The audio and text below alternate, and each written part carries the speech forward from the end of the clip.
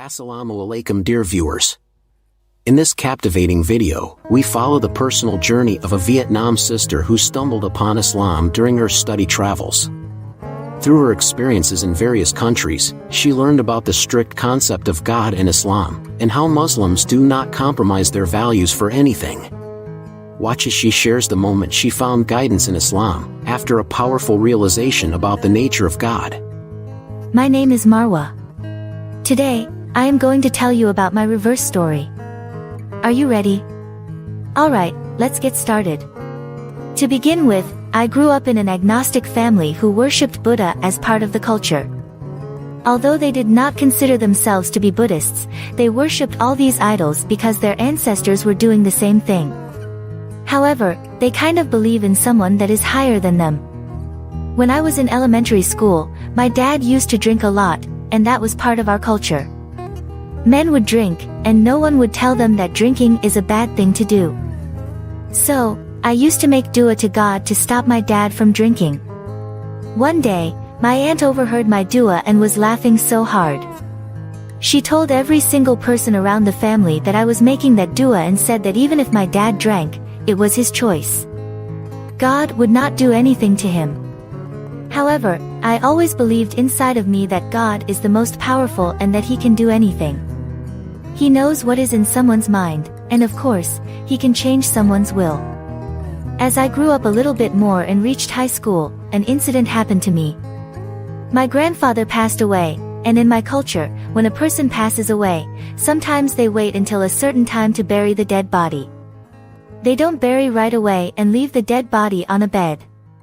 People can go to the house to share their sorrow with the family of the dead person. I was sitting next to my grandfather's dead body at that time and was holding his hand.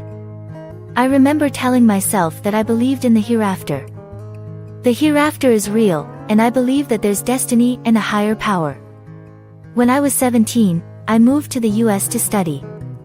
I started to hang out with some Christians, and that's when the interesting story started.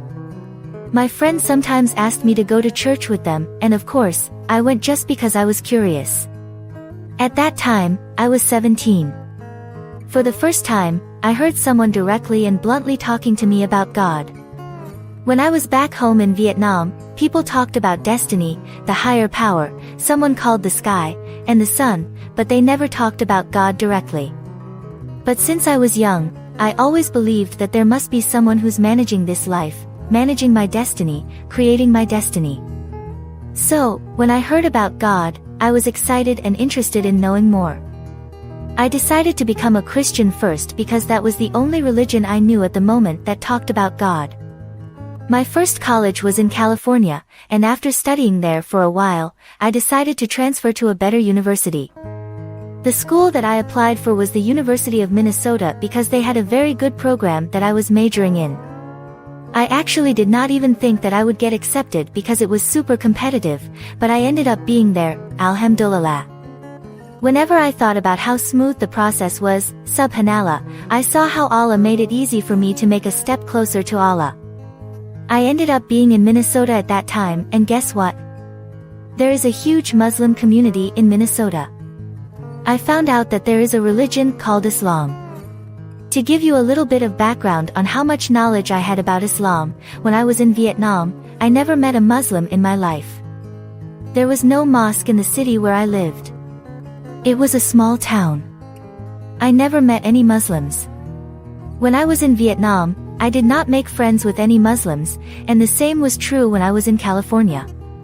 I came to know that Muslims also worship God, they just do not worship Jesus. I started to see how Muslims pray their prayer. They bow down to God, and subhanallah, before I used to think that if a person bowed down to God, that person was weak. But when I saw a person stand up and pray and make surgery to God, I respected that. I respected and saw that as a strength of a person to consistently do that every day. Within 6 months, I was reading and watching a lot of videos about Islam, asking a lot of questions. I prayed to God and said, God, please guide me to the right way between Islam and Christianity.